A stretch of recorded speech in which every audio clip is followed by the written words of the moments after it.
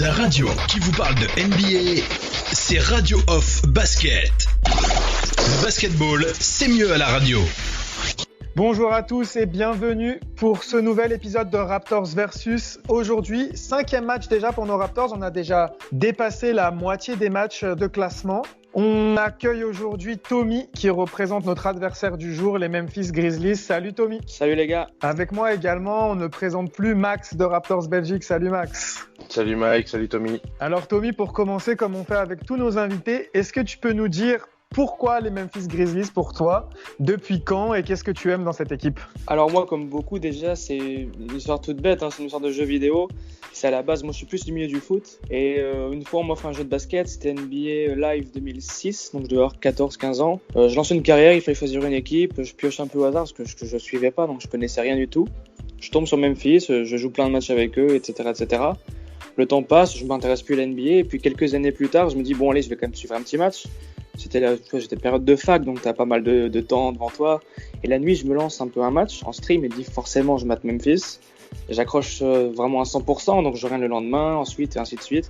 Et depuis, j'accroche totalement et puis j'ai pas quitté depuis. Et ça, c'était en 2010-2011, donc ça fait quasiment 10 piges déjà. D'accord, il y avait qui à l'époque dans cette équipe? Il y avait tous les mecs qui ont... Le point de repère, je suis arrivé en même temps qu'Hachim Thabit, pour ceux qui se rappellent, le pic de draft monumental. Non, c'est l'époque de Marc Gasol, de Zibo, Tony Allen est arrivé juste après. Mike Conley, il y a eu du Mike Miller, il y a eu Shane Battier, etc. Enfin bref, que du beau monde. Une belle équipe qui t'a fait aimer ces Grizzlies. Yes. C'est parfait pour cette présentation. On va tout de suite passer au match du jour, Raptors Grizzlies. Est-ce que tu peux un peu nous faire le point et nous donner ton sentiment sur le début de reprise des Grizzlies qui sont à une victoire pour 4 défaites par 4 défaites, ouais.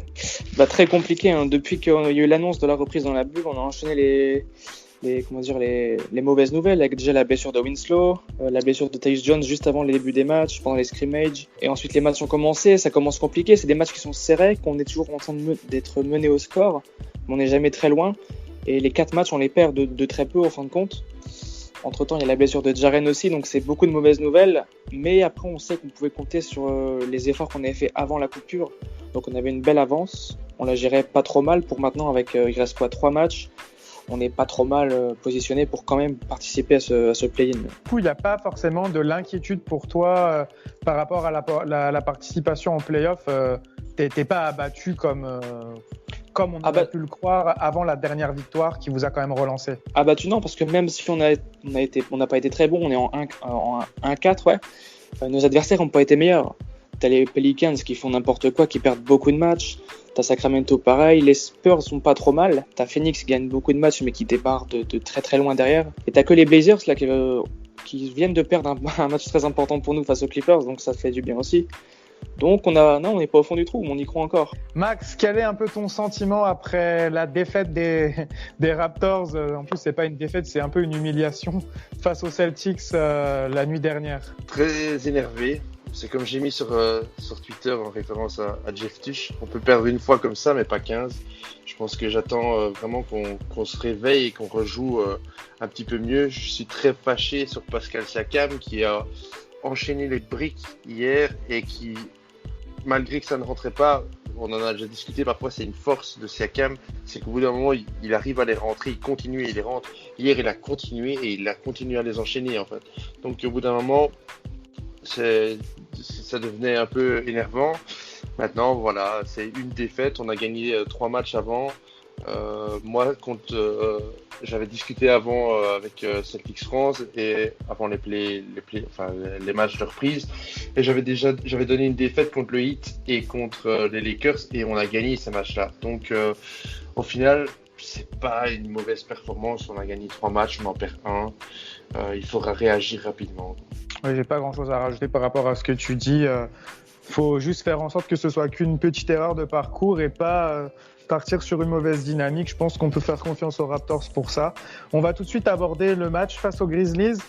Tommy, est-ce que tu peux nous faire le point sur l'effectif? Tu en as déjà un peu parlé dans ton résumé de la saison jusque-là. Est-ce que tu peux refaire le point sur l'effectif? Est-ce qu'il y a des absences supplémentaires pour la rencontre de demain? Les absences, les mêmes absents qu'il y a depuis le début de la bulle en fait. Tyus Jones qui est notre meneur remplaçant, donc qui était très important pour nous. Parce parce que la création dans la seconde unit, c'est compliqué désormais. Il faut s'arranger avec du Kyle Anderson, etc. C'est difficile. Il y a Winslow, forcément, on espérait le voir, mais du coup, il va manquer toute la fin de saison. Et très important, Jaren Jackson qui s'est pété là, au genou il y a 2 matchs, je crois, et qui ne sera pas là non plus. Dans tout le reste, il sera disponible.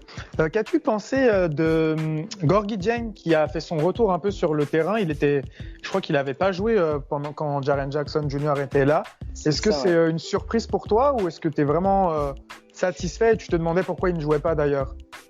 Mais il avait été laissé de côté. Forcément, c'est pas un homme de première rotation. On avait du monde à l'intérieur avec Valanciunas, Jaren, Brandon Clark. Et donc le fait qu'il revienne dans la rotation, c'est logique avec les blessures. Et par contre, le fait qu'il sorte un beau match comme ça, c'est très intéressant parce que c'est un mec, avant la coupure, tu vois, il faisait des rentrées, il faisait quelques matchs comme ça, sans avoir un impact non plus important. Et hier, il a fait vraiment un très très gros match.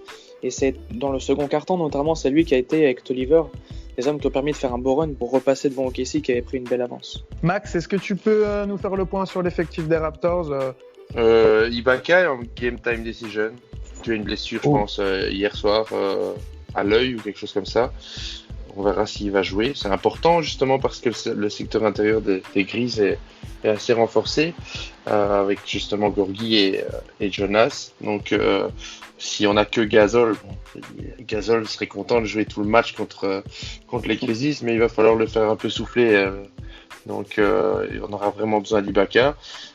Sinon, je pense que Mako et Brissett sont toujours absents. Oui, Mako qui a d'ailleurs quitté la bulle pour aller se faire opérer du genou et qui ne devrait pas revenir avant très très longtemps. C'est un peu la nouvelle qui est tombée. On n'en avait pas parlé dans l'avant-match face à Boston car il me semble que c'est tombé après. Mais là, on peut le dire, Patrick Mako, notre porte-bonheur, même si c'est pas le meilleur joueur sur le terrain, celui qui reste sur 3 titres de suite n'est plus présent avec les Raptors. Et Oshae Brissett, je crois, est toujours absent, comme tu l'as dit. Parfait, on rentre tout de suite dans le match maintenant. Tommy, pour toi, quelles sont les clés de la rencontre pour tes Grizzlies pour parvenir à battre ces Raptors? Les clés, ça va certainement être l'adresse extérieure qui a été compliquée pendant les 4 premiers matchs. On a enfin trouvé un peu d'adresse là au dernier match et ça a permis de faire un peu la différence, notamment avec Grayson Allen qui est sur un nuage depuis 2 matchs. J'allais dire, Grayson, il m'a impressionné. J'ai regardé un peu les Grizzlies et je connaissais absolument pas ce joueur et je crois qu'il y a 2 matchs, il a fait un 7 sur 9 à 3 points ou quelque chose comme ça. Il était inarrêtable en fait. C'est clair, ouais. En plus, on s'attendait pas à le voir revenir parce qu'il s'était blessé. Et donc, du coup, le fait qu'il y ait eu la coupure et la reprise de la saison qui a été décalée, ça a permis un retour. Et puis, c'est plus que positif pour l'instant. Parce qu'en plus, défensivement aussi, il fait le taf. On sait que c'est un mec à la base qui est réputé pour être un mec un peu hargneux, qui rentre dedans un peu. Et là, en plus, il trouve de l'adresse, donc c'est tout bonus pour nous. Ouais, c'est ça, Grayson Allen qui avait été très décevant après sa draft du côté de Utah. On s'attendait à un joueur dur au mal, fort en défense, et c'est vrai qu'il n'était pas forcément réputé pour être un grand attaquant, et il se révèle vraiment, c'est vraiment intéressant. Max, pour toi, quelles sont les clés de la rencontre? La défense sur les tirs à 3 points, on sait que les Raptors ont la meilleure défense sur les tirs à 3 points. Est-ce que pour toi, c'est une clé du match? C'est une clé du match. Maintenant, il faudra surtout jouer beaucoup plus dur que ce qu'on a joué hier, beaucoup plus physique, parce que Boston nous a dominé au niveau du physique. Je pense que physiquement, les Grises ont de quoi répondre aussi. Ils ont quelques tours, quelques gars bien costauds. Et il faudra vraiment jouer beaucoup plus physique que contre Boston. J'avais envie de rajouter une autre clé du match, ça va être vraiment le pace. Je crains énormément la défense placée de Toronto, qui me fait très très peur. Donc on aura besoin de mettre beaucoup de rythme. C'est une de nos qualités, nos points forts, pour réussir à quand même essayer de surpasser cette défense des Raptors. Toronto est très très bon quand il peut faire le rythme. Quand il subit le rythme, en général, c'est ça que, par exemple, contre Boston hier, on a subi et on n'a jamais su créer notre propre rythme. On aime bien jouer assez lentement et on n'a pas pu le faire hier. Ouais, mais je rajouterais que les Raptors sont un peu paradoxaux à ce niveau-là parce que malgré tout, sur jeu placé, on galère un petit peu et on est bon quand on parvient à faire des stops et à courir. On a une des meilleures équipes en contre-attaque aussi. Et c'est ça qui est paradoxal, c'est que je sais pas si une équipe qui jouerait plus vite, après ça dépend de l'efficacité également face à notre défense, mais je sais pas si une équipe qui jouerait plus vite, ça nous poserait problème ou pas en fait. Ce qui est bien pour les Raptors, c'est qu'ils ont montré cette capacité à jouer différents matchs. Ils peuvent jouer sur un rythme élevé, ils peuvent jouer sur un rythme plus faible, mais je pense que je suis d'accord avec toi, Tommy, sur le fait que pour les Grizzlies, il va falloir jouer plus vite parce que c'est votre jeu de toute façon. Surtout qu'on est quand même particulièrement mauvais sur attaque placée, donc ça nous laisse peu de choix pour aborder ce match. Parfait, d'où ce que disait Max, si les Raptors n'arrivent pas à fermer le jeu en défense, on peut s'attendre peut-être à un match très offensif avec... Ça va être la clé de la rencontre, je pense, c'est clair. On passe ou les duels. Quels sont les duels sur lesquels tu vas t'attarder, Tommy ? Moi, je suis très content de retrouver Marc Gasol, forcément. Malheureusement, ça fait 1 an et demi qu'il est parti. Il n'y a toujours pas eu de retour au FedEx Forum. Ça devait être prévu, là. On devait se jouer 2 fois de suite à la base, dans le cadre initial. Ça va se jouer finalement à Orlando, mais bon, ça reste un retour quand même avec Gasol, donc ça fait plaisir. Et le fait, la double confrontation entre Valanciunas et Gasol va être sympa aussi, parce que je sais que vous avez beaucoup d'attachement aussi envers Jonas, qui a rendu de bons et loyaux services au Canada. Ouais, pour moi, c'était un peu le duel que j'avais vraiment envie de suivre aussi. Ce sera un duel important, mais il y en a plein à suivre. Mais celui-là, je pense que c'est le coup de cœur des deux participants du Dino Talk ce soir. Ouais. Parfait. J'ajouterais, je pense qu'il va falloir suivre également. Je ne sais pas qui va défendre sur Ja Morant. Je ne sais pas si ça va être Lowry ou Fred VanVleet. On a vu hier que Nurse a fait défendre VanVleet sur Kemba Walker. Donc on peut penser que ça sera VanVleet qui défendra sur Morant, mais bon, comme d'habitude avec les Raptors, la défense sera collective et on devrait voir beaucoup de switch et de choses comme ça. Je pense que ça sera surveillé également qui va défendre sur Ja Morant. Pour tout avouer, Tommy, je suis pas beaucoup les Grizzlies. Comment est Ja Morant en défense ? À quoi s'attendre face à son adversaire direct, par exemple ? C'est clairement pas un point fort. C'est pas un point mort, mais c'est pas un point fort non plus. Ja Morant, on sait, il est réputé pour être un gros attaquant, capable de dynamiter les défenses. Après, il fait les efforts nécessaires, mais on voit qu'il n'a pas des qualités, intrinsèques pour défendre durement sur son adversaire. En plus, il est physiquement souvent beaucoup plus petit que son adversaire, donc c'est aussi un côté négatif. Ouais, il me fait penser un peu à toi qui es fan justement de Donovan Mitchell. Moi, il me fait penser un peu à l'année rookie de Donovan Mitchell, très percutant, très rapide, beaucoup de dunks, très impressionnant. Et quand je vois les matchs de Ja Morant et la highlight et tout ça, c'est typiquement vers ce type de joueur. Après, Mitchell est un peu rentré dans les rangs, il est un peu moins impressionnant que son année rookie. Mais je souhaite à Ja Morant qu'il fasse mieux et qu'il soit rookie de l'année, lui, parce que Donovan l'a pas eu et c'était Ben Simmons qui l'a eu. Donc voilà. Oui, on s'en rappelle. Par contre, Donovan Mitchell, avant d'arriver en NBA, était plus considéré comme un gros défenseur et ça a été un peu la surprise pour tout le monde qu'il soit aussi fort en attaque. En revanche, là, c'est la petite différence. Très bien, je pense qu'il faudra suivre également le joueur qui sera assigné à Ja Morant. Je ne sais pas s'il va défendre sur Lowry ou s'il défendra sur VanVleet. Je ne pense pas qu'il aura un désavantage de taille, par contre, face aux Raptors. C'est vrai, parce que c'est pas très grand dans le backcourt des Raptors. C'est pas des athlétiques. On va suivre ça et puis on suivra aussi nos Canadiens du côté des Grizzlies. On a 2 Canadiens. Dillon Brooks. Dillon et Brandon Clark, yes. Exactement. Donc pas mal de choses à suivre. On va finir cette émission avec les Factor X. Quels sont les Factor X pour toi, Tommy, du côté de ton équipe ? Quel joueur peut créer la surprise et faire une différence à un moment ? Comme je l'ai dit un peu plus tôt, je pense que ça va venir de nos artilleurs.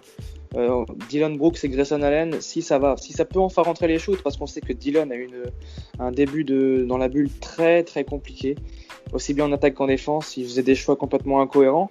Là, le dernier match était un peu mieux. S'il peut proposer encore le même genre de match, ça peut pencher en notre faveur. Très bien. Et toi, Max, on va dire toujours le banc, je crois. Oui et non. Moi, j'attends plus de Kyle Lowry et de Fred VanVleet qui ont été assez moyens lors du match passé contre Boston, justement. Kyle Lowry n'a pas pris trop de risques, il a très peu tiré. Fred VanVleet termine meilleur scoreur de l'équipe avec 13 points. Donc, ils ont intérêt à se rattraper un petit peu du match passé. Ouais, je vais revenir sur ce que je disais après le match contre Boston. Nick Nurse, il en a parlé après la rencontre que, en fait, il en attendait plus de certains joueurs, mais qu'il ne se faisait pas de soucis pour ses titulaires et qu'il voulait vraiment il n'a pas nommé des joueurs, mais il a dit certains joueurs, en parlant de joueurs de rotation, puisqu'il a dit qu'il ne se faisait pas de soucis pour ses titulaires, doivent prendre confiance et faire en sorte que le jeu vienne à eux, en gros, que le jeu vienne dans leur sens. Et je pense qu'il parlait clairement de Norman Powell et Terence Davis. Mais la bonne nouvelle, je le répète, parce que je l'ai déjà dit dans l'après-match, mais c'est toujours bon de le dire, au moins il a dit qu'il ne s'inquiétait pas pour leurs conditions physiques et pour leur éthique de travail. Il avait déjà parlé de Norman Powell au niveau de son éthique de travail en disant qu'il travaillait beaucoup. Il avait parlé également qu'il manquait de conditions physiques. Donc maintenant, le fait qu'il ait dit ça, ça veut dire que au moins Norman Powell a retrouvé ses jambes. On l'a plus ou moins vu de toute façon.